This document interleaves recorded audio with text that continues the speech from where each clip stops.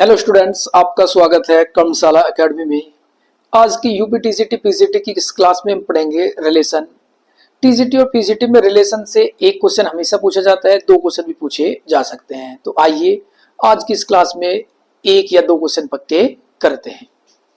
तो सबसे पहले कार्टेशियन प्रोडक्ट की अगर हमें एक सेट ए इजकल टू 1 2 और एक set B is equal to X Y और मुझे कहा गया है इनका प्रोडक्ट बताइए कि ए क्रॉस बी कितना होगा।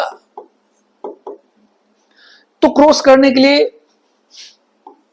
मुझे पहले ए के एलिमेंट लिखने होंगे क्रॉस, फिर बी के एलिमेंट, और जो इनका प्रोडक्ट होता है वो प्रोडक्ट होता है हमारा कि पहले 1 को x के साथ लिखेंगे, फिर 1 को y के साथ लिखेंगे, अब 2 को x के साथ लिखेंगे और 2 को y के साथ लिखेंगे। ये हमारा a क्रॉस b होगा। अगर मुझे इन सेट्स का कभी भी प्रोडक्ट करना होगा तो यही मेरा तरीका, पहले एलिमेंट को पहले के साथ, पहले को सभी के साथ, फिर दूसरे को सभी के साथ, जितने एलिमेंट होंगे उतने ही हमें क्रॉस करना होगा। अब आप देखोगे number of element in A, कितने एलिमेंट थे? 2। Number of element in B, ये एलिमेंट ये भी थे 2, और number of element in A cross B, ये कितने आए मेरे? 1 2 3 और 4। ये 4 क्यों आए हैं? क्योंकि यहां पर पहले में भी 2 एलिमेंट थे, दूसरे में भी 2 थे, तब ये मेरे 4 एलिमेंट आए हैं। तो मुझे याद रखना होगा कि अगर number of element in A m element हो और number of element in B n हो, तो number of element n A cross B हमेशा mn होगा। कई बार हमसे ये क्वेश्चन डायरेक्ट पूछा जा सकता है कि किसी सेट में 10 एलिमेंट है, दूसरे में 15 एलिमेंट है, तो ए क्रॉस बी में कितने एलिमेंट होंगे? तो 15 गुना 10 150, यानी 150 एलिमेंट हमारे ए क्रॉस बी में होंगे। तो यही हमारा ए क्रॉस बी का प्रोडक्ट होता है। यूपी टीजीटी में प्रोडक्ट पर ही क्वेश्चन पूछ लिया जाता है। तो आइए इस पर बेस्ड क्वेश्चन हम देखते हैं कि इफ, ये यूपी पीजीटी 2004 का क्वेश्चन है। पीजीटी 2004, पीजीटी में ये क्वेश्चन पूछा गया है 2004।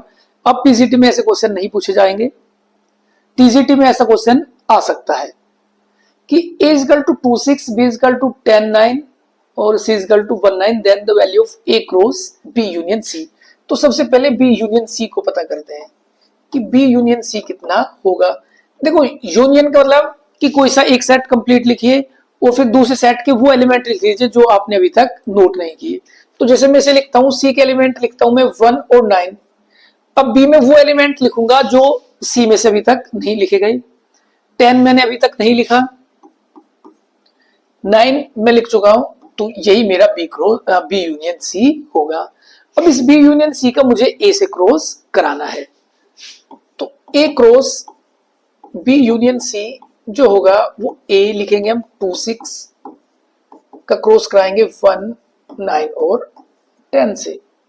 क्रॉस हम अभी सीख के आए थे, पहले 2 को सभी के साथ लिखेंगे, तो 2 1 2 9 2 10 6 1 6 9 और 6 10। ये मेरा एक क्रॉस बी यूनियन सी होगा। ऑप्शन में चेक करते हैं, 2 1 2 9 2, ये 2 10 लिखा हुआ है, 6 1 6 9 6 10, ऑप्शन नंबर इज करेक्ट। यही मेरा आंसर होगा। ठीक है, क्रॉस करना बड़ा आसान है और टीजीटी में क्रॉस पर ही क्वेश्चन पूछा जाएगा। आगे बढ़ते हैं। फिर से वही ए क्रॉस बी मुझसे पूछा गया है। ए मुझे दिया है 1 और बी मुझे दिया है 1 2 3। मुझसे कहा है कि ए क्रॉस बी बताइए।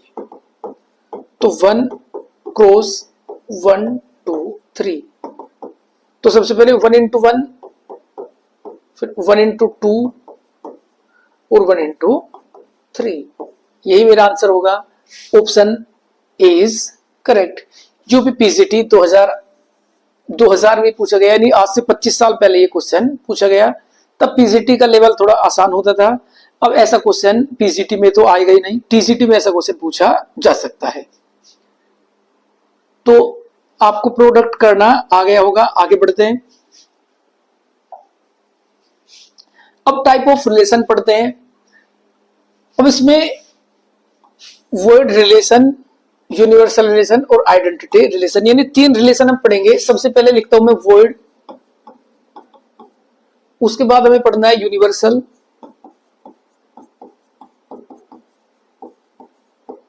और उसके बाद पढ़ेंगे हम आइडेंटिटी रिलेशन। ठीक है, सबसे पहले पढ़ते हैं कि वर्ड रिलेशन क्या होगा। तो देखो, वर्ड रिलेशन के लिए सबसे पहले मुझे रिलेशन को समझना होगा कि रिलेशन होगा क्या। देखो, अभी मैं पढ़ के आया था कि अगर number of element in A हमारे m है, number of element in B हमारे n है, तो ए क्रॉस बी में कितने एलिमेंट बनेंगे? ए क्रॉस बी का मतलब ए का बी से रिलेशन, तो कितने एलिमेंट बनेंगे? वो mn एलिमेंट बनेंगे। अब जो ये mn एलिमेंट होंगे तो टोटल जो नंबर ऑफ रिलेशन होंगे,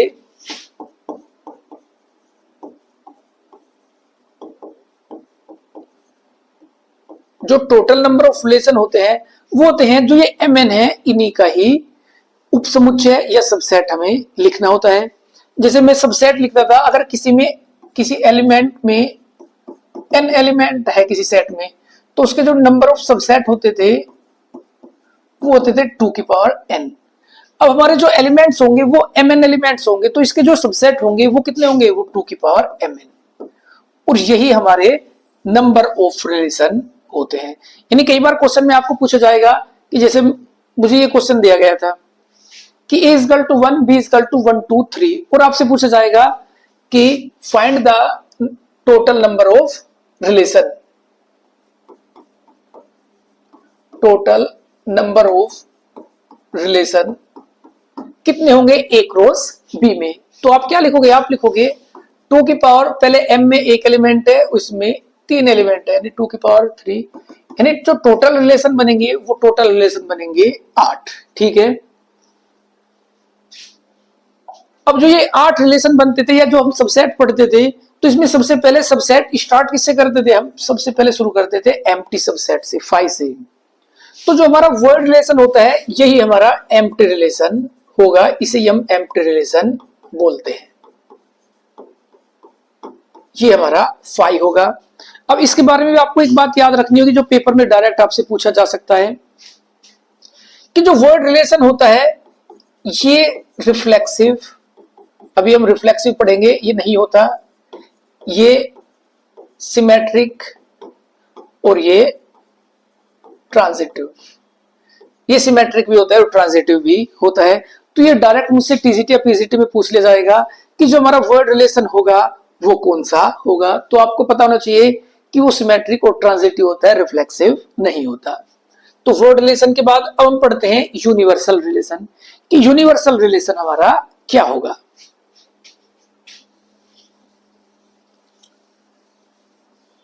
देखो, मैंने कहा कि अगर किसी सेट में 1 और 2 लिखा हुआ है, किसी दूसरे सेट में मैंने कहा x y और z लिखा हुआ है, ठीक है। अब इसके जो टोटल नंबर ऑफ रिलेशन बनेंगे वो कितने बनेंगे? वो बनेंगे 2 की पावर mn, यानी 2 की पावर 2 और 2 की पावर 3, 2 की पावर 6 और ये होंगे 64। यानी जो टोटल रिलेशन होंगे वो हमारे 64 होंगे। मतलब कैसे होंगे कि एक रिलेशन केवल 5 ही हो सकता है, या किसी में 1x लिखा हो और 1y ही लिखा हो, या ऐसा किसी में 1x लिखा हो और 2y लिखा हो, किसी में 1x 2y और 2z लिखा हो। अब ये ऐसे करते करते 64 रिलेशन हमारे बनेंगे। लेकिन एक रिलेशन जो होगा इन दोनों का कंप्लीट प्रोडक्ट होगा। वो क्या प्रोडक्ट होगा?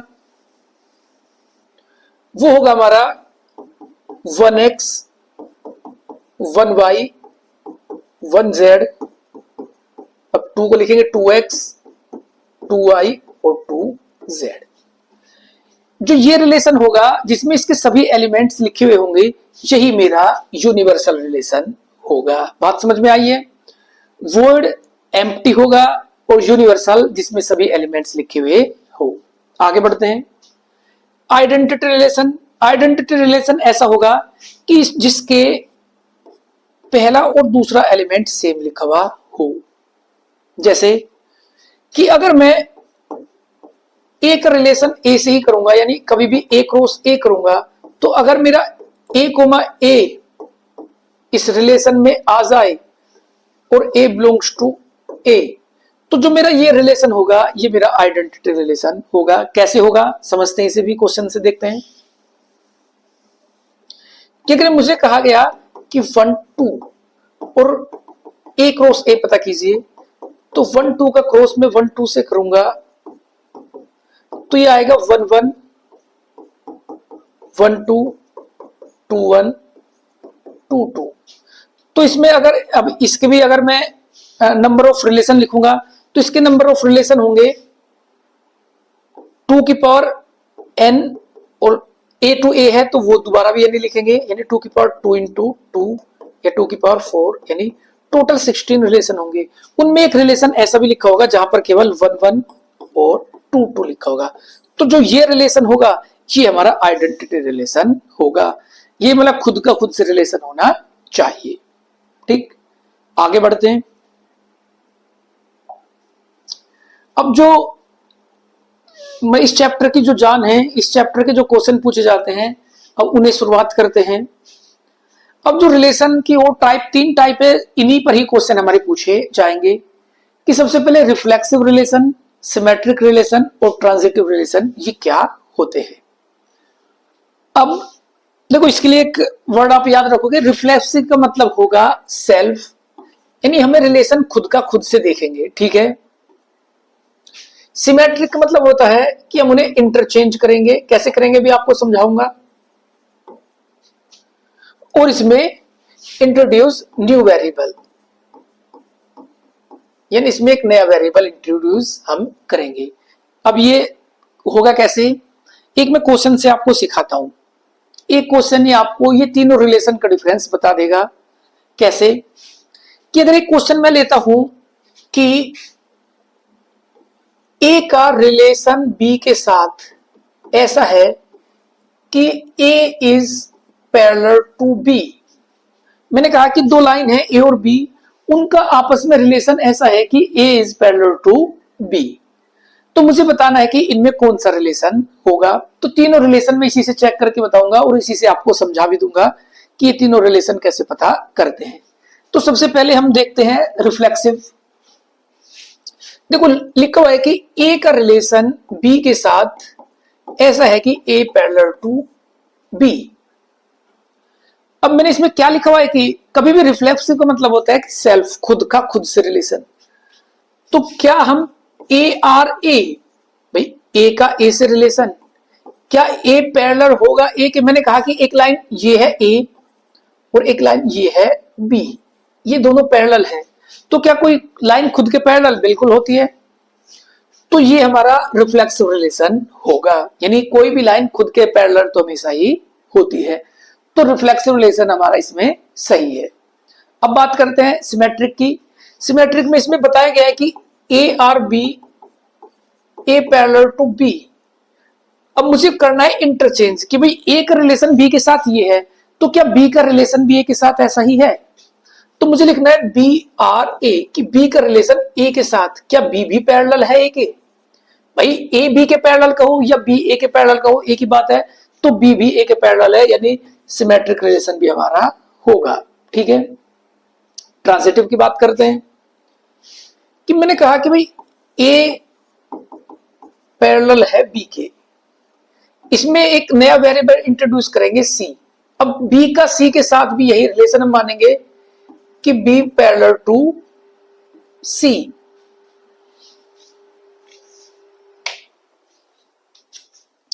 तो मुझे दिखाना होगा कि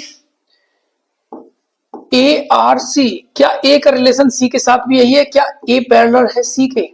अब देखते हैं, भाई ए पैरेलल है बी, फिर मैंने इसमें माना, ये बात हम मानते हैं, ये लेट होता है कि बी पैरेलल है सी के। तो बी के पैरेलल एक लाइन और खींच लीजिए सी। तो क्या ए सी के पैरेलल हो गई, क्या ए सी के पैरेलल है, बिल्कुल है। ए और सी भी आपस में पैरेलल है, तो ये रिलेशन भी हमारा सही होगा। अब ये हमारा रिफ्लेक्सिव भी है, सिमेट्रिक भी है, ट्रांजिटिव भी है। अगर कभी भी तीनों रिलेशन हमारे हो तो इसे बोल देते हैं इक्विवेलेंस रिलेशन। यानी क्या होंगे, ये इक्विवेलेंस रिलेशन हमारा होगा अगर तीनों रिलेशन आ जाए। देखो अभी इस क्वेश्चन को देखने के बाद आपको थोड़ा समझ आया होगा, लेकिन आपको ये लग रहा होगा ऐसे तो हम सभी को इक्विवेलेंस दिखा सकते हैं, लेकिन ऐसा नहीं होता। जैसे एक एग्जांपल और बताता हूं आपको।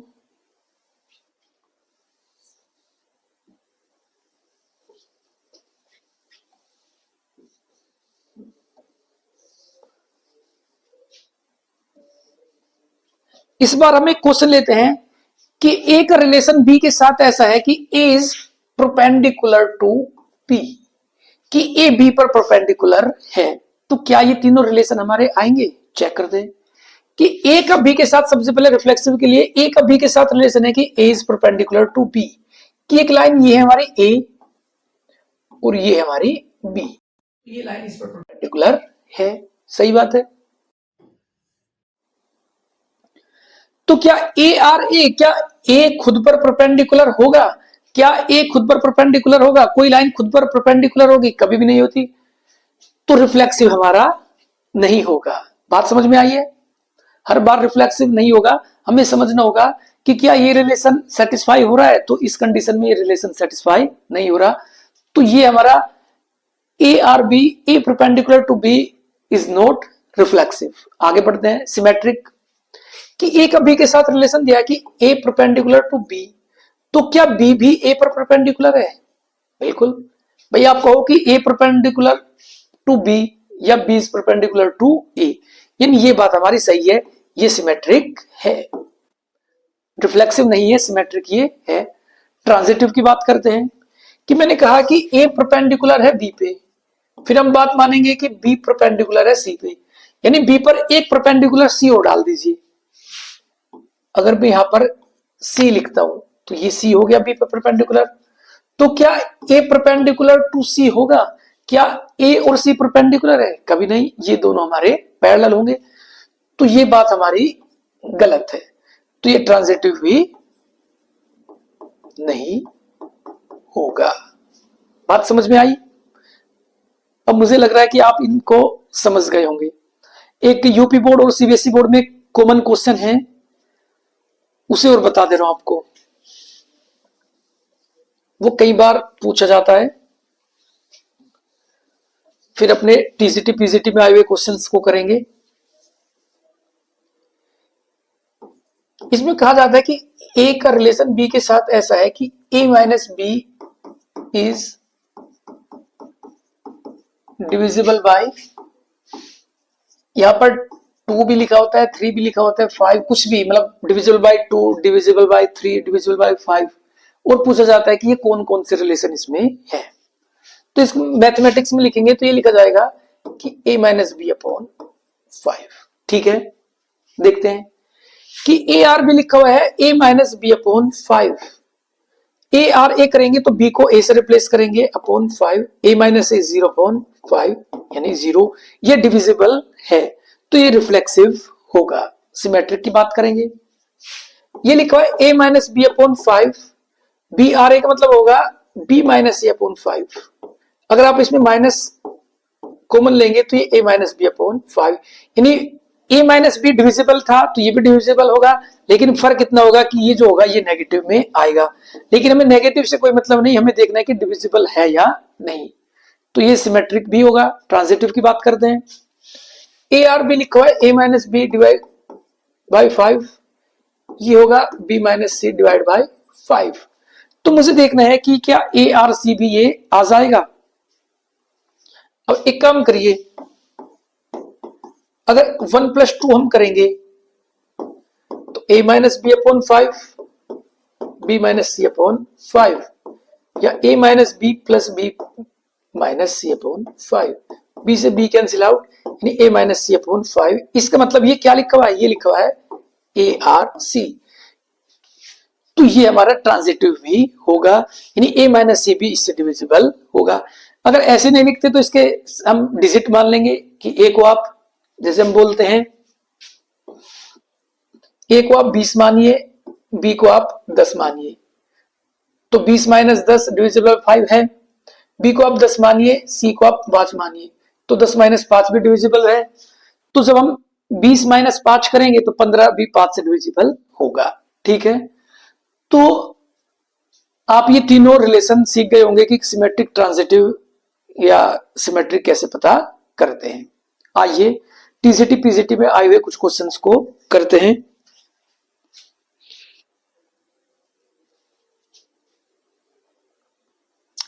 देखो कुछ सम इंपोर्टेंट नोट्स, कुछ नोट्स हैं ये आपको याद रखने हैं, डायरेक्ट क्वेश्चन में पूछे जाएंगे कि intersection of two equivalence relation is equivalence.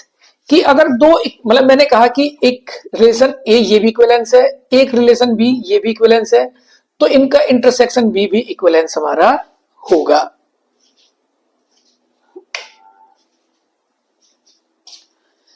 अब यूनियन की बात करते हैं। Union of two equivalence relation is not necessary to be equivalence. ये आपको याद रखना है कि यूनियन जो होगा वो इक्विवेलेंस रिलेशन जरूरी नहीं हो, तो ये हमारा इक्विवेलेंस रिलेशन नहीं होता। तीसरा कि inverse of equivalence relation is equivalence, कि किसी का अगर ए इक्विवेलेंस है तो इसका इनवर्स भी इक्विवेलेंस ही हमारा होगा। ठीक है, ये तीन बातें आपको याद रखनी है। पेपर में डायरेक्ट इससे क्वेश्चन पूछा गया है, पूछा भी जा सकता है। आइए अब जो हम सिमेट्रिक रिफ्लेक्सिव पढ़ के आए हैं उन्हीं पर बेस्ड क्वेश्चन को अब हम करते हैं। ये यूपी पीजीटी 2010 में क्वेश्चन पूछा गया है कि R be R relation of the set of natural number N defined by, कि एक रिलेशन है एक्स और वाई में और वो लिखा जाता है एक्स वाई, और ये है 2x plus y is equal to 41। ठीक है, अब मुझे बताना है कि ये r, यही r है मेरा रिलेशन, कि ये क्या बनके रे रिफ्लेक्सिव है, सिमेट्रिक है, ट्रांजिटिव है, नन ऑफ दीज है। ठीक है, चलिए चेक करते हैं। तो ये लिखा हुआ है कि X R Y 2x plus Y is equal to 41। तो सबसे पहले रिफ्लेक्सिव, रिफ्लेक्सिव के लिए मैंने बताया था कि एक्स आर एक्स खुद का खुद से हमें रिलेशन चेक करना होगा। तो क्या 2x प्लस एक्स 41 होगा या 3x इक्वल टू 41? तो 41 डिवाइड ही से नहीं होगा क्योंकि नेचुरल नंबर हमें लेने हैं, तो ये रिफ्लेक्सिव नहीं है। ठीक है, दूसरा सिमेट्रिक,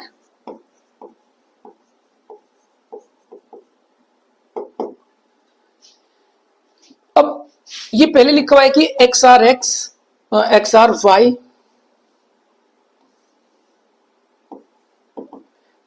ये दिया है 2x plus Y equal to 41। तो क्या ये वाई आर एक्स भी पॉसिबल है?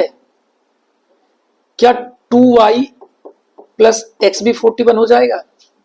चेक कर सकते हैं कुछ डिजिट देखकर। जैसे अगर मैं x को 1 लिखता हूं तो 2, तो y कितना होगा मेरा 39।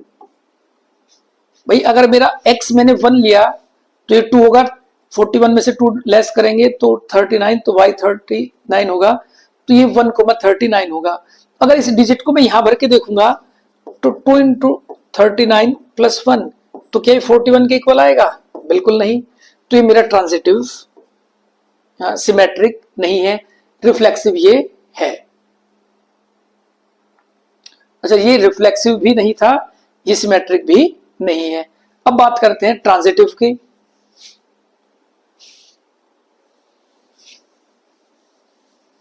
ट्रांजिटिव और चेक करते हैं।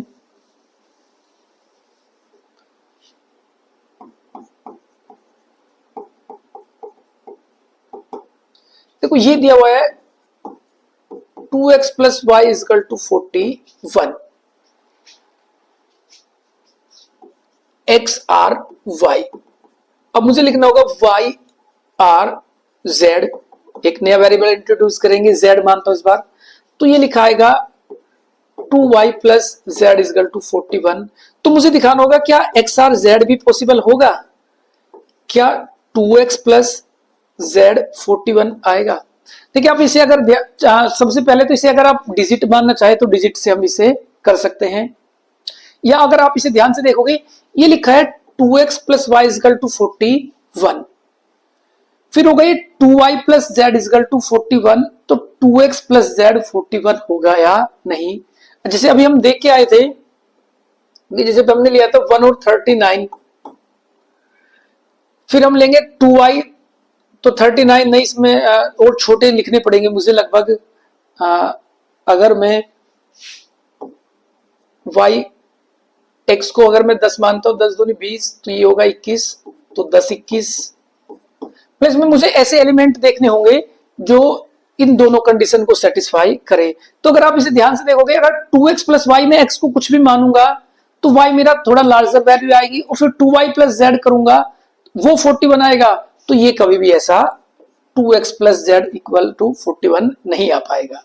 ठीक है, तो ये हमारा ना तो सिमेट्रिक होगा, रिफ्लेक्सिव होगा, ना ये सिमेट्रिक होगा, और ना ये ट्रांजिटिव होगा। तो ये ऑप्शन क्या होगा, ये नन ऑफ दीज। यूपीपीसीटी 2010 का ही क्वेश्चन आया हुआ है। ठीक है, आगे बढ़ते हैं। If set A has P element and set B has Q elements, then number of element in A cross B।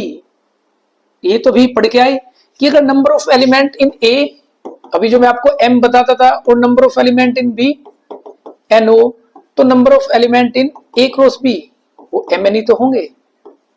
यहां पर इसको P लिखा गया है, इसको Q लिखा गया है, तो ये PQ, option number C is correct. UPPCT 2010 में और केवल आपसे फॉर्मूला ही पूछा गया है, तो कई बार आसान क्वेश्चन भी पूछे जा सकते हैं। आगे बढ़ते हैं। क्वेश्चन थोड़ा कटा हुआ है, ये लिखा है कि ए का रिलेशन बी के साथ है कि ए माइनस बी और ग्रेटर देन या इक्वल 1/2। तो मुझे बताना है कि जो रिलेशन होगा वो इक्विवेलेंस रिलेशन होगा या सिमेट्रिक, नाइदर रिफ्लेक्सिव, ट्रांजिटिव, यानी इनमें से बताना है कि कौन सा ऑप्शन सही है। यानी मुझे रिफ्लेक्सिव, सिमेट्रिक और ट्रांजिटिव तीनों पता करने हैं। आइए पता करते हैं। सबसे पहले रिफ्लेक्सिव देखते हैं।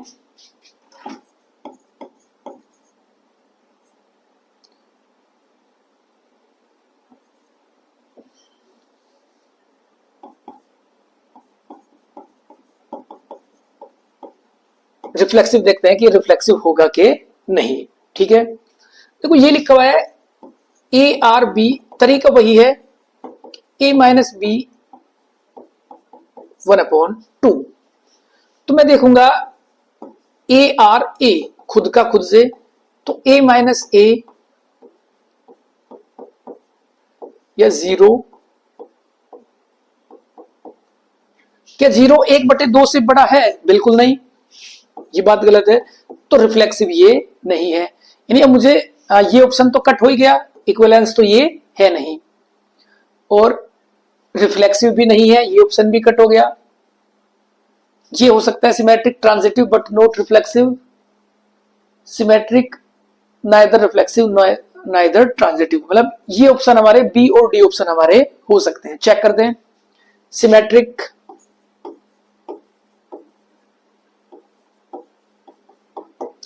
और देखो अब हम बात करते हैं सिमेट्रिक की। हालांकि सिमेट्रिक अब हमें यहां से भी दिख रहा होगा कि इस क्वेश्चन में भी सिमेट्रिक दिया हुआ है और इस ऑप्शन में भी सिमेट्रिक दिया, तो सिमेट्रिक तो ये हो गई। चेक करते हैं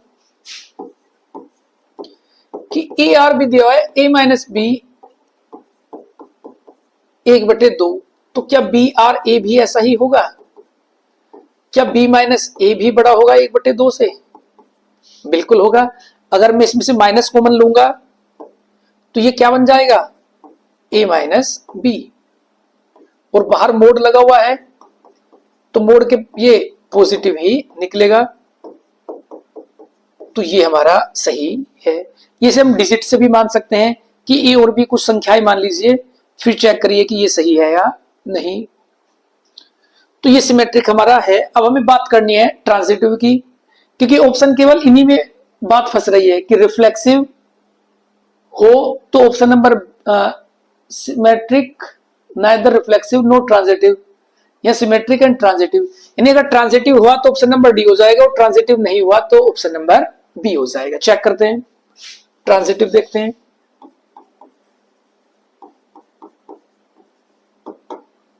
देखो ये लिखा हुआ है ए आर बी, इसका रिलेशन कि ए माइनस बी 1/2, तो ऐसे मुझे लेके चलना पड़ेगा बी आर सी, ये क्या होगा बी माइनस सी 1/2। फिर मुझे दिखाना होगा कि ए आर सी भी बन के आ जाएगा क्या, या ए माइनस सी 1/2, क्या ये कंडीशन भी हमारी आ जाएगी, इसे हमें चेक करना है। अब मैं ए बी सी अगर कोई वैल्यू मान के देखता हूं कि अगर मैंने कहा कि ए हमारा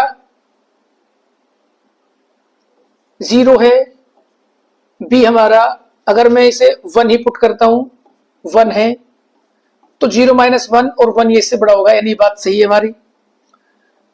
बी को मानते हैं हम 1, सी को मान अगर मैं सी को मान लेता हूं 1/4, तो ये कितना बन के आएगा 1 - 1/4 3/4, यानी ये भी इससे बड़ा होगा, यानी ये बात भी सही है। अब तीसरी बात देखते हैं, ये हमारा 0 है और ये हमारा 1/4 है, तो ये कितना बनेगा 1/4, क्या 1/4 1/2 से बड़ा होगा, बिल्कुल नहीं होगा, तो ये ट्रांजिटिव भी नहीं होगा। यानी ये केवल सिमेट्रिक है, नाइदर रिफ्लेक्सिव नाइदर ट्रांजिटिव। तो ये ऑप्शन कहां पर लिखा हुआ है, option number B is correct. बढ़िया क्वेश्चन है और यूपी पीसीटी 2013 में क्वेश्चन आया हुआ है। आगे बढ़ते हैं। Following are be the relation in a set of real number, what of them is equivalence, की इनमें से कौन इक्विवेलेंस है। सबसे पहले पहला चेक करते हैं। देखो इक्वल का अगर मैं इसके लिए रिफ्लेक्सिव चेक करूंगा, यानी इसने कहा है कि ए आर ए, या ए आर पहले बी लिखते हैं कि मोड ए बराबर मोड बी, तो क्या ए आर ए सेम होगा, भाई मोड ए बराबर मोड ए होगा, यानी रिफ्लेक्सिव है। सिमेट्रिक की बात करेंगे, ए आर बी दिया हुआ है मोड ए बराबर मोड बी, तो क्या बी आर ए बी होगा, क्या मोड बी बराबर होगा मोड ए के, बिल्कुल होगा भाई, आगे पीछे तो लिखा हुआ है, पहले ये ए आगे था बी पीछे, अब बी आगे ए पीछे, बिल्कुल सही है। ट्रांजिटिव की बात करेंगे कि ए आर बी है मोड ए बराबर mod B, B R C B बराबर है सी के, तो क्या ए आर सी नहीं होगा, क्या ए बराबर नहीं होगा सी के, बिल्कुल होगा। तो जो ये पहला वाला है यही मेरा इक्विवेलेंस रिलेशन है। अभी अगला भी चेक करके देखते हैं ऑप्शन। इसे अगर आप देखोगे, अगर खुद का खुद से देखेंगे ए आर ए देखेंगे, तो ये आएगा मोड ए बड़ा होगा मोड ए से, क्या कोई खुद से बड़ा होता है, नहीं, तो रिफ्लेक्सिव, इसके लिए रिफ्लेक्सिव ही गलत हो जाएगा। या इसके लिए सिमेट्रिक देखेंगे कि ए बड़ा बी, दोबारा सिमेट्रिक में क्या होगा कि क्या बी बड़ा होगा ए से, तो वो भी से कैंसिल कर देगा, तो ये तो है नहीं।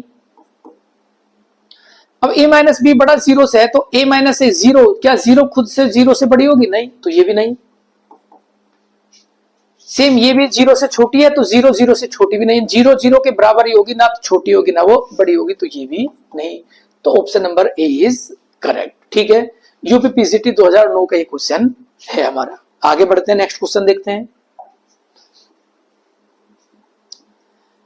ये यूपी पीसीटी 2004 में ये क्वेश्चन पूछा गया कि which of the following is false, कि इनमें से कौन गलत है, ये बात हमें बतानी है। कि the intersection of two equivalence relation of a set is an equivalence relation to the set. Intersection हमारा इक्विवेलेंस होता है, तो ये बात हमारी सही है। The inverse of an equivalence relation is an equivalence relation, भाई अगर ए इक्विवेलेंस है तो इसका इनवर्स भी इक्विवेलेंस ही होगा, ये बात भी सही है। The union of two equivalence relation is not necessary and equivalence relation, ये बात भी सही है कि जो यूनियन है वो जरूरी नहीं है कि वो इक्विवेलेंस रिलेशन हो, तो ये बात भी सही है। अगर तीन बात सही है तो चौथी बात हमारी गलत होगी, हालांकि पढ़ने से है क्या ये। कि the reflexive relation on a set is necessary the identity relation. ये बात हमारी गलत है। गलत क्या है? देखो, आइडेंटिटी और रिफ्लेक्सिव का थोड़ा ही फर्क है।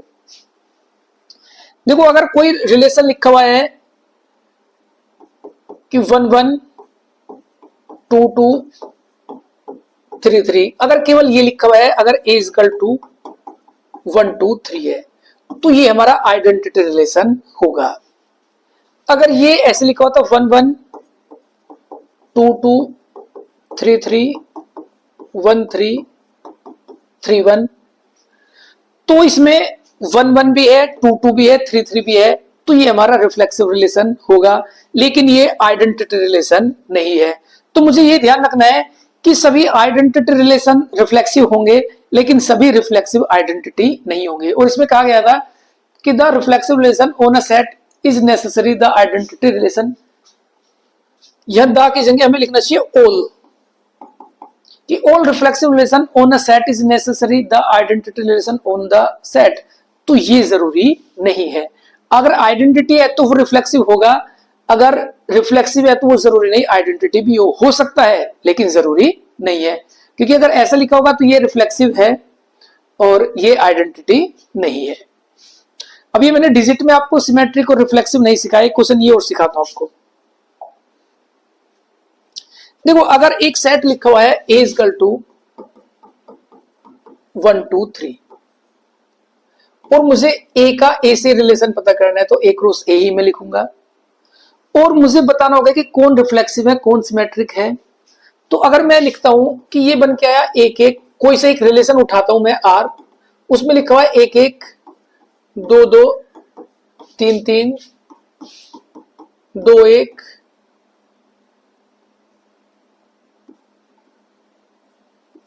3 1 1 2 1 4 4 2। अगर मतलब ये ऐसा मैंने लिख दिया, अब मुझसे ये पूछेगा कि ये रिलेशन सिमेट्रिक, रिफ्लेक्सिव या ट्रांजिटिव कौन सा है। तो आइए चेक करते हैं। तो रिफ्लेक्सिव के लिए हमें सबसे पहले देखना है कि क्या ये सेल्फ खुद का खुद से रिलेशन है, तो 1 1 इसमें है, 2 2 इसमें है, 3 3 इसमें है, तो रिफ्लेक्सिव तो ये है। फिर बात करते हैं सिमेट्रिक की। तो सिमेट्रिक के लिए सबसे आसान तरीका है कि अपने आप किसी भी एक पर उंगली रखिए। जैसे मैंने 2 1 लिख दिया, तुम अगर 2 1 इसमें है तो मुझे ये, अगर 2 1 आर में है तो 1 2 भी आर में होना चाहिए। भाई 2 1 अगर इसमें है तो 1 2 इसमें है। अगर मैं 1 4 लिखता हूं, अगर 1 4 आर में है तो 4 1 भी होना चाहिए, तब ये सिमेट्रिक होगा। तो क्या इसमें 1 4 लिखा हुआ है? कहीं भी कहीं नहीं लिखा हुआ, तो ये सिमेट्रिक नहीं होगा। ट्रांजिटिव की बात करते हैं। ट्रांजिटिव के लिए मुझे दो बातें देखनी होती है कि ए आर बी यानी ए बी हो, फिर एक ऐसा भी हो बी सी यानी ए बी, और बी के बाद अगर अलग अक्षर लिखा हुआ है तो तब ए सी जरूर लिखा होना चाहिए। अगर कोई सिंगल लिखा हुआ, जैसे अब मैं इसमें देखूं, मैंने ये लिखा है, देखो 2 1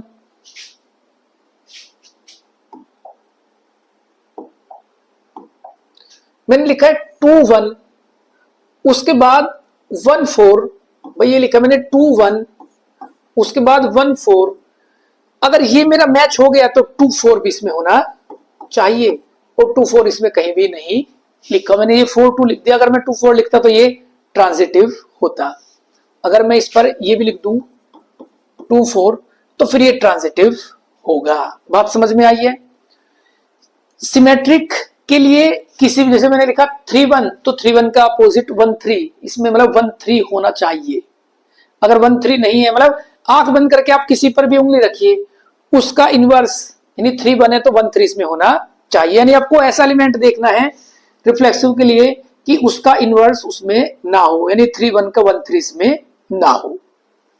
ट्रांजिटिव के लिए, अब जैसे आप ट्रांजिटिव के लिए मैंने आपको ये दिखा दिया, इसमें ट्रांजिटिव में एक देख के मैंने इसे ट्रांजिटिव बोल दिया। अब अगर मैं इसमें देखूं कि 1 2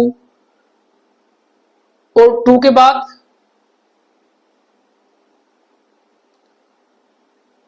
1 नहीं, ऐसा कोई बनेगा नहीं। और ये आइडेंटिटी जो रिफ्लेक्सिव होते हैं इन्हें इसमें हमें नहीं देखना होता, जैसे 3 3 और 1 1, इनको हमें इसमें देखना नहीं होगा, ठीक है। इसमें भी हालांकि ये मुझे दिख पा रहा है कि अगर ये 1 2 2 2 तो ये 1 2 भी होगा, तो वो वापिस वहीं आ रहा है, तो इसलिए रिफ्लेक्सिव इन्हें हमें देखना नहीं पड़ता। तो बात आपको ये भी समझ में आई होगी। इसमें एक क्वेश्चन ऐसा पूछ लिया जाता है कि आपको ए की वैल्यू देगा, ए के एलिमेंट्स देगा और कुछ ये यहां पर लिख देगा और आपसे पूछेगा कि इसमें कितने एलिमेंट्स और जोड़े जाए ताकि ये इक्विवेलेंस बन जाए। चलो नेक्स्ट क्वेश्चन देखते हैं। ये यूपी टीजीटी 2009 में क्वेश्चन आया हुआ है कि let R be the real line considered the following subject of the plane, कि s जो है वो y is equal to x plus 1 और ये 0 से 2 के बीच में होगा, और जो t है वो x minus Y is an integer. तो which one of the following, कि s is equivalence, r not, t is equivalence on r but s is not. यानी इक्विवेलेंस की बात मुझे करनी है, तो मुझे देखना है कि s और t में कौन कौन इक्विवेलेंस है, कौन कौन नहीं। तो सबसे पहले s को देखते हैं। ये s दिया हुआ है कि x का रिलेशन y के साथ ऐसा है कि y is equal to x plus 1। तो रिफ्लेक्सिव देखेंगे सबसे पहले, रिफ्लेक्सिव x आर x, तो क्या x is equal to x plus 1, क्या ये बात पॉसिबल है? बिल्कुल पॉसिबल नहीं है, तो ये रिफ्लेक्सिव नहीं है। और रिफ्लेक्सिव नहीं है तो इसका मतलब s इक्विवेलेंस भी नहीं होगा। अब बात करते हैं t की। t दिया हुआ है हमारा कि x r y, x minus Y is an integer, कि जो x माइनस वाई है वो इंटीजर है। तो रिफ्लेक्सिव के लिए x r x, x minus x, ये क्या बचेगा 0, और 0 हमारा इंटीजर में, मतलब कुछ लोग इसे इंटीजर में इंक्लूड करते हैं, कुछ लोग नहीं, तो 0 हमारा इंटीजर ही होता है, तो ये हमारा रिफ्लेक्सिव होगा। सिमेट्रिक एक्स आर वाई है, एक्स माइनस वाई इंटीजर है, तो क्या वाई आर एक्स भी, वाई माइनस एक्स ये भी इंटीजर होगा। फर्क कितना होगा, ये नेगेटिव में होगा, और इंटीजर हमारे पॉजिटिव और नेगेटिव दोनों होते हैं। ट्रांजिटिव देखते हैं कि एक्स आर वाई लिखा हुआ है, X minus Y is integer. अगर z में इंट्रोड्यूस करूंगा तो ये भी इंटीजर में मानूंगा, तो क्या x r z, क्या x माइनस z भी इंटीजर होगा? बिल्कुल इंटीजर होगा ये भी। तो यानी ये बात भी सही है, क्योंकि जैसे मानते अगर मैंने x को कहा 4 और y को कहा 2, तो 4 माइनस 2 2 इंटीजर आया, फिर मैंने कहा 2 और z को बोल दिया 1, तो 1 भी इंटीजर होगा, तो 4 माइनस 1 3, ये भी इंटीजर होगा। यानी मेरा जो t है ये इक्विवेलेंस है, यानी s इक्विवेलेंस नहीं है और t इक्विवेलेंस है। Option number B is correct कि t is an equivalence relation but s is not. ये बढ़िया क्वेश्चन है और यूपी टीजीटी 2009 में पूछा गया है, तो टीजीटी में भी ऐसे क्वेश्चन पूछे जा सकते हैं। आगे बढ़ते हैं। Relation R is defined on the set of positive integer n a r b जो दिया हुआ है, मतलब ये कहा गया है कि a का रिलेशन b के साथ है कि a की power b is equal to b की पावर a। तो मुझसे पूछा गया है कि ये reflexive symmetric but not transitive, not symmetric, not reflexive and equivalence relation, तो मुझे बताना है कि ये क्या होगा। तो सबसे पहले रिफ्लेक्सिव चेक करेंगे। भाई रिफ्लेक्सिव क्या होगा, ए आर ए, यानी जो b लिखा हुआ है उसे भी लिखेंगे तो a की पावर a और a की पावर a, तो ये बराबर है, तो रिफ्लेक्सिव ये होगा। तो ये ऑप्शन तो खत्म हुआ। सिमेट्रिक पता करते हैं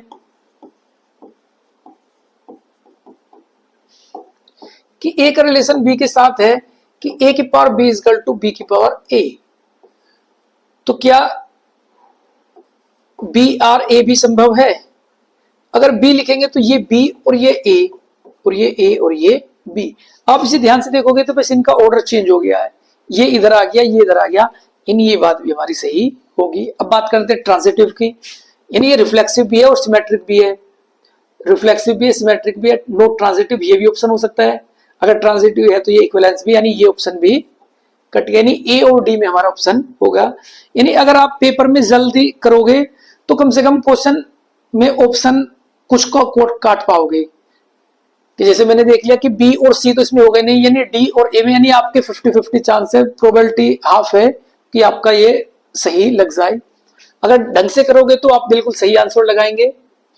फिर अब पता करते हैं ट्रांजिटिव। क्या लिखा है, ए आर बी, ए की power B is equal to B की पावर ए। तो ये मुझे बताना है कि ये बी आर, इसमें सी हम इंट्रोड्यूस करते हैं कि बी की power C is equal to C की पावर बी। तो मुझे दिखाना होगा ए आर सी, क्या ए की power C is equal to C की पावर ए होगा। अब इसके लिए मैं डिजिट मान के चलता हूं। अगर मैं बोलता हूं कि ए मेरा 2 मानता हूं और बी को मानते हैं हम 4, तो 2 की पावर 4 और 4 की पावर 2, 2 की पावर 4 16 और 4 की पावर 2 16, यानी ये बात हमारी सही है। अब बी मैंने माना है 4, सी मानता हूं मैं, सी को अगर 2 ही लिखता हूं तो ये 4 की पावर 2 और ये 2 की पावर 4, तो ये भी मेरा सही बन जाएगा। तो ये बन जाएगा ए मेरा 2 की पावर 2, इधर भी 2 की पावर 2, ये बात भी मेरी सही होगी, यानी ये ट्रांजिटिव रिलेशन भी होगा। मतलब ट्रांजिटिव में ज्यादातर डिजिट आप मान लीजिए, अगर डिजिट मान के इन क्वेश्चनों को आसानी से हम कर पाएंगे। तो ये मेरा N equivalence relation option number D is correct. ये यूपीपीसीटी 2005 में क्वेश्चन पूछा गया था। आगे बढ़ते हैं कि the relation R is defined on the set of natural number as, कि जो आर है वो ऐसे लिखना, ए बी में हमें लिखना है और ए इज इक्वल टू 2b, और फिर मुझे आर इनवर्स बताना है कि आर इनवर्स क्या होगा। चलिए, अगर देखो 1 2 ये कुछ ही वैल्यू रखिए, अगर मैं ए को 1 लिखता हूं, बी को 1 लिखूंगा तो ए मेरा कितना आएगा 2, अगर मैं बी को 2 लिखूंगा तो ए मेरा आएगा 4, इसे 3 लिखूंगा तो ये मेरा आएगा 6 और डैश डैश डैश, यानी ये मेरा आर होगा। अब मुझे बताना है आर इनवर्स। आर इनवर्स के लिए सभी का इनवर्स करना होगा। देखो मैंने इनवर्स आपको पढ़ाया नहीं था तो इसमें इनवर्स आ गया, तो इनवर्स भी मैं आपको बता दे रहा हूं।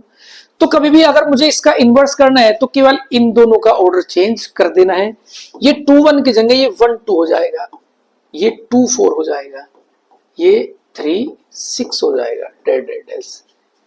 ये मेरा आर इनवर्स होगा, ऑप्शन 1 2 2 4 3 6 नंबर बी इज यही इसका इनवर्स।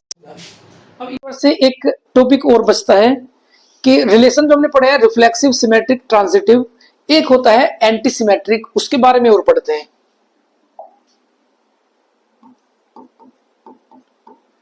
एंटी सिमेट्रिक रिलेशन कि ये क्या होता है।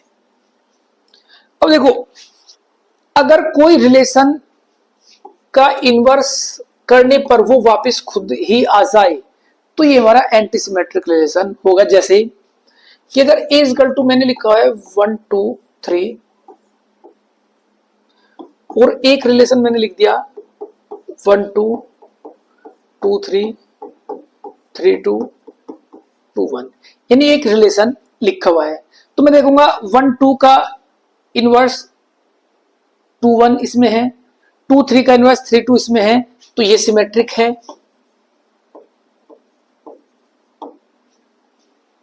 फिर मैं देखूंगा कि अगर मैं इसका इनवर्स पता करता हूं तो 1 2 का इनवर्स आएगा 2 1, 2 3 का इनवर्स आएगा 3 1, 3 2 का इनवर्स आएगा 2 3 और 2 1 का इनवर्स आएगा 1 2, और आप देखोगे तो ये वापस आर ही बन के आ गया।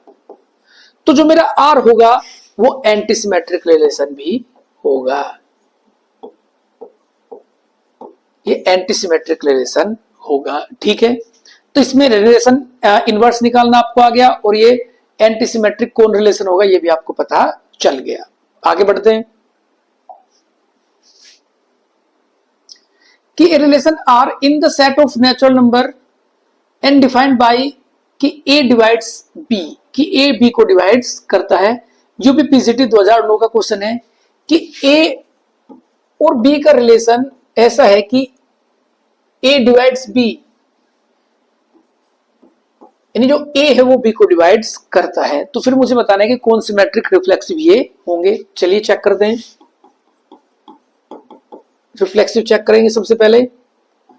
तो ए आर ए, तो ए अपॉन ए कोई भी खुद को डिवाइड बिल्कुल करता है, तो रिफ्लेक्सिव ये है। सिमेट्रिक चेक करेंगे,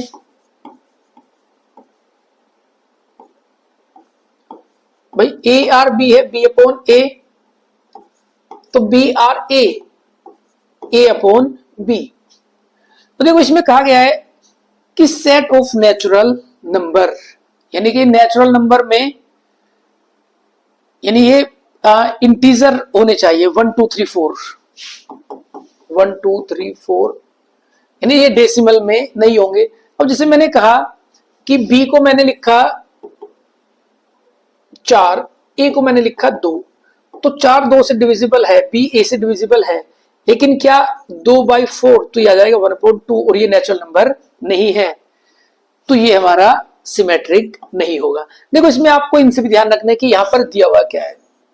अब यहां पर दिया है नेचुरल नंबर, अगर नेचुरल नंबर दिया है तो ये सिमेट्रिक नहीं है। अगर यहां पर लिखा होता कि ये रियल नंबर है,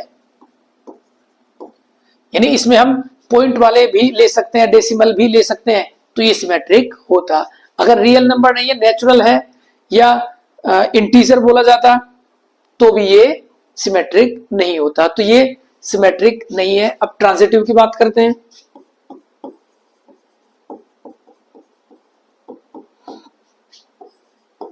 देखो ए का रिलेशन बी के साथ दिया हुआ है कि बी डिवाइड्स ए, फिर मैं लिखूंगा बी आर सी कि सी डिवाइड्स बी, तो क्या ए आर सी संभव होगा? क्या सी डिवाइड्स ए होगा? देखो डिजिट, ट्रांजिटिव के लिए हमेशा डिजिट ही हम मानेंगे। जैसे मैंने कहा बी को मैंने लिखा 10 और ए को मैंने लिख लिया 10 नहीं 12 लिखते हैं, इसे लिखा 12 ए को, और बी को 12 लिखा, ए को लिख लिया मैंने 6, तो बी डिविजिबल बाय 6। फिर मुझे लिखना है सी डिवाइड बाय बी। अगर सी को मैं 24 मान ले रहा हूं तो 24 भाग 12 भी हो जा रहा है, तो क्या 24 भाग 6 नहीं हो पाएगा? बिल्कुल हो पाएगा, तो ये ट्रांजिटिव भी है। बात समझ में आई है कि अगर मैं b को 12, a को 6 और c को 24 मानता हूं, तो b बाई a, तो 12/6 डिविजिबल है। c को 24 12 से भाग करेंगे तो ये डिविजिबल है, तो c 24/6 4 ये भी डिविजिबल है। यानी ये रिफ्लेक्सिव भी है, ट्रांजिटिव भी है, सिमेट्रिक नहीं है। तो ये ऑप्शन देखिए कि रिफ्लेक्सिव और ट्रांजिटिव ये है, option number C is correct, कि ये रिफ्लेक्सिव और ट्रांजिटिव है, सिमेट्रिक नहीं है। सिमेट्रिक कब होता कि अगर ये नेचुरल नंबर की जगह रियल नंबर होता, तो ये सिमेट्रिक भी होता हमारा। ठीक है, आगे बढ़ते हैं। ये बहुत बढ़िया क्वेश्चन है और पेपर में इस क्वेश्चन के आने की संभावनाएं बहुत अधिक है। तो इस क्वेश्चन को देखते हैं कि late W denotes the word in English dictionary, define the relation R by R कि XY W into W जो है वो the words XY have at least one letter is common, कि एक वर्ड है X और एक वर्ड है Y, और इसने कहा हुआ है कि XY have at least one letter is common, यानी इन दोनों में एक लेटर तो जरूर कॉमन है। तो मुझे बताना है कि R क्या होगा। अब एक बार बताइए, मुझे रिफ्लेक्सिव चेक करना है भाई। एक्स आर एक्स यानी उस लेटर को उस लेटर से, मतलब एक्स लेटर का एक्स लेटर में क्या एक भी एलिमेंट कॉमन नहीं होगा, ये तो सारे के सारे कॉमन होंगे, यानी रिफ्लेक्सिव वाली बात हमारी सही है। उसने कहा कि केवल मिनिमम एक लेटर तो कॉमन हो, लेकिन जब वो लेटर ही उसके सामने रखा होगा तो सारे ही कॉमन होंगे, तो रिफ्लेक्सिव ये है। सिमेट्रिक की बात करेंगे देखो इनमें आपको सोचना पड़ता है भाई, एक्स आर वाई है कि एक्स और वाई में एक लेटर कॉमन है, तो क्या वाई आर एक्स, भाई वाई और एक्स में भी तो एक लेटर कॉमन जरूर होगा। ये आगे पीछे, जैसे मैंने कहा कि एक जगह लिखा हुआ है राम और एक जगह लिखा हुआ है मनी, तो मुझे दिख रहा है एम इन दोनों में कॉमन है, तो मैं पहले राम लिखूं फिर मनी लिखूं या पहले मनी लिखूं फिर राम लिखूं, तो दोनों में ये कॉमन आएगा, तो इस मैट्रिक भी हमारा होगा। अब बात करते हैं ट्रांजिटिव की,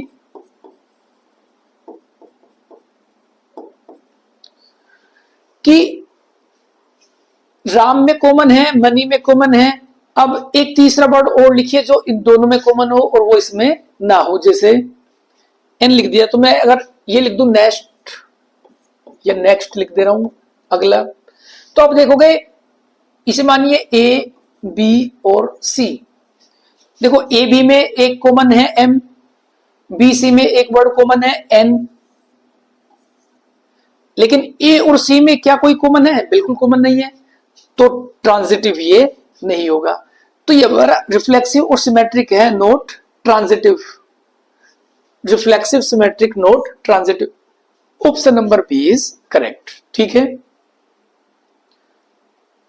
तो सिमेट्रिक ट्रांजिटिव के लगभग सभी क्वेश्चन मैंने कर दिए हैं और आपको समझ भी आ गए होंगे। आगे चलते हैं। अच्छा, अब थोड़े से थ्योरेटिकल क्वेश्चन है कि सबसे पहले टोटल नंबर ऑफ रिलेशन कितने होते हैं? ये होते हैं 2 की power mn।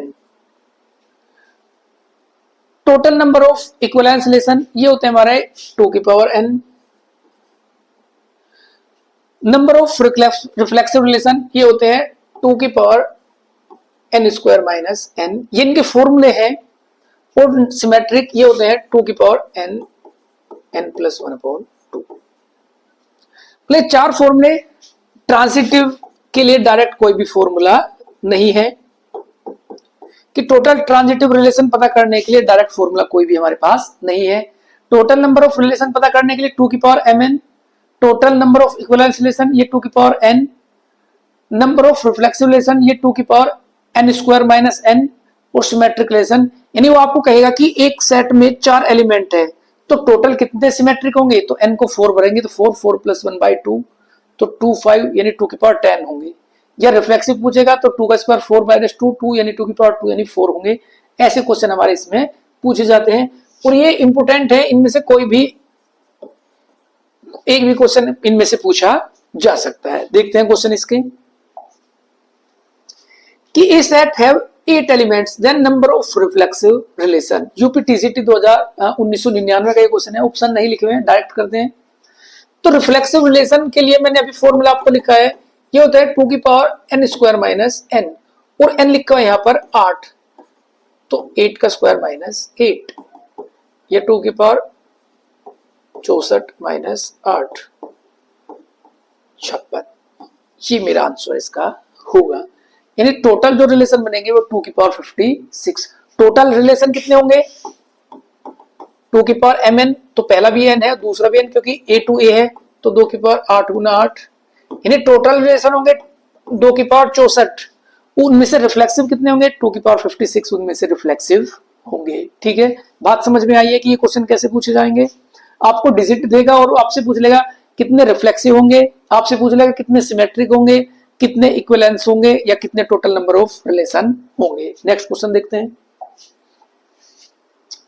A set has 8 elements and R is reflexive with n elements, then तो n क्या हो सकता है?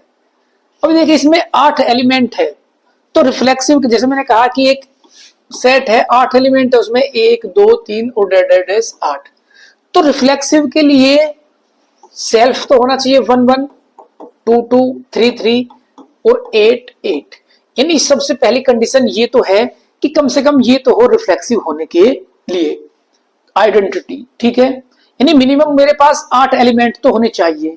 मैक्सिमम टोटल कितने बनेंगे इसके? m इंटू n, 8 इंटू 8, यानी टोटल 64 वाला भी हमारा रिलेशन कोई भी हो सकता है। कि अगर ये सभी लिखे हैं उसके बाद सारे लिखे होंगे तो वो रिफ्लेक्सिव, इन्हीं से पता चल जाएगा कि रिफ्लेक्सिव है। आगे इसमें आप कुछ भी, जैसे मैं इसमें इसके बाद ये लिख दूं कि 3 6 और मुझे कहा जाए ये बताइए रिफ्लेक्सिव है, तो बिल्कुल, क्योंकि मुझे ये तो देखना है खुद का खुद से वो है तो रिफ्लेक्सिव होगा। तो ये हमारा 8 से इक्वल हो सकता है n और 64 तक जा सकता है। ये मेरा इसका आंसर होगा। Option number B is correct. बात इसमें समझ में आई है? बढ़िया क्वेश्चन है कि मिनिमम तो जितने दिए हुए हैं उतने तो मिनिमम होने चाहिए, मैक्सिमम जितने टोटल उसके रिलेशन बन सकते हैं, वो हमारा टोटल रिलेशन नहीं, जितने टोटल उसके एलिमेंट बनेंगे, यानी उनका जो कार्टेशियन प्रोडक्ट होगा वो जितना होगा उतना मैक्सिमम वो हो सकते हैं।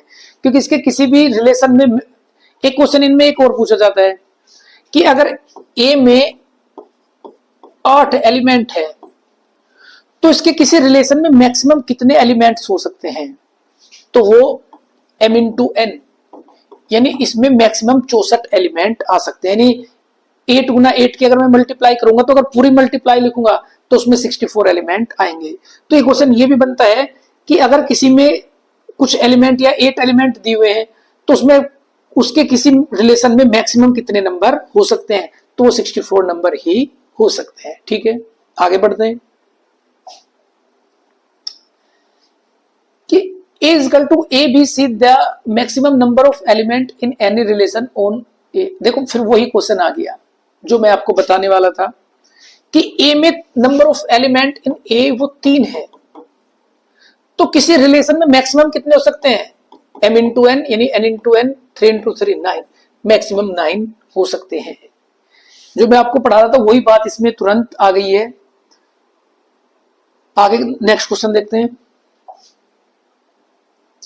A set have 4 elements, then total number of relation from A to A। अच्छा, टोटल नंबर ऑफ रिलेशन पूछा है। A set है 4 एलिमेंट्स, यानी number of element in A जो है वो मेरा 4 है, तो total relation A to A मुझसे पूछा है, तो कितने होते हैं, वो 2 की पावर mn होगा। अब A 2 है तो 2 की पावर m इंटू m ही मान लीजिए, या 2 की पावर m स्क्वायर, 2 की पावर m कितना है 4, 2 की पावर 16, यानी जो टोटल रिलेशन होंगे वो 2 की पावर 16 होंगे। देखो इसमें क्वेश्चन को पढ़ने का तरीका, इसमें पूछा गया टोटल नंबर ऑफ रिलेशन। अगर मुझसे पूछा जाता, जैसे पिछले क्वेश्चन में मुझसे पूछा गया था कि maximum number of elements in any relation, तो वो कितना होता, वो मेरा mn, यानी ये चीजें, फिर मेरा आंसर होता 16। ठीक है, नेक्स्ट क्वेश्चन देखते हैं। If A and B have n common elements then common elements in A cross B, B cross A। अच्छा ठीक है, कि अगर दो सेट दिए हुए हैं A और B और उनमें n एलिमेंट्स कॉमन है, तो A क्रॉस B और B क्रॉस A में कितने एलिमेंट कॉमन होंगे, तो इसके लिए फॉर्मूला होता है हमारा n स्क्वायर। जैसे मैंने कहा कि A इक्वल टू 1 2 लिखा हुआ है, B इक्वल टू 2 3 लिखा है, तो मैं देख रहा हूं इनमें दोनों में 2 और 2 एक एलिमेंट कॉमन है, तो A क्रॉस B में कितने एलिमेंट कॉमन आएंगे, तो फॉर्मूले के हिसाब से 1 का स्क्वायर करेंगे तो 1 ही कॉमन आना चाहिए। करिए A क्रॉस B, 1 कोमा 2, 1 3, 2 2 2 3। अब B क्रॉस A, देखो B क्रॉस A से मुझे एक बात और आपको बतानी थी, ये 2 1 3 1 2 2 और 2 1 2 2 3 1 3 2। तो आप देखोगे केवल ये ही कॉमन आया है, यानी एक एलिमेंट मेरा कॉमन आया है। तो मुझे देखना है कि जितने नंबर ऑफ एलिमेंट कॉमन होंगे उसका स्क्वायर ही हमारा टोटल A क्रॉस B में एलिमेंट होंगे। एक बात मुझे ये आपको कि अगर A इक्वल टू 1 2 और B इक्वल टू 2 3 लिखा हुआ है, तो ये जरूरी नहीं है, मतलब ये कॉम्बिनेटिव प्रॉपर्टी होल्ड नहीं करता है कि A क्रॉस B और B क्रॉस A बराबर हो, तो ये बराबर नहीं होते। जैसे इसमें लिखा 1 2, तो यहाँ पर लिखा होगा 2 1, तो ये दोनों बराबर नहीं है, या 3 2, तो यहाँ 2 3, तो ये भी बराबर नहीं है। तो A cross B B cross A के बराबर नहीं होता। ठीक है, तो इसमें क्वेश्चन और लिया हुआ हमने, यूपीपीसीटी 2000 में पूछा गया था कि A and B two set having 5 common element, यानी जो n है वो मेरा 5 है, 5 कॉमन एलिमेंट है, then number of element common in A cross B and B cross A, तो फॉर्मूला क्या होता है एन स्क्वायर 5 का स्क्वायर, यानी 25 एलिमेंट्स ए क्रॉस बी और बी क्रॉस ए में कॉमन होंगे। Option number B is correct.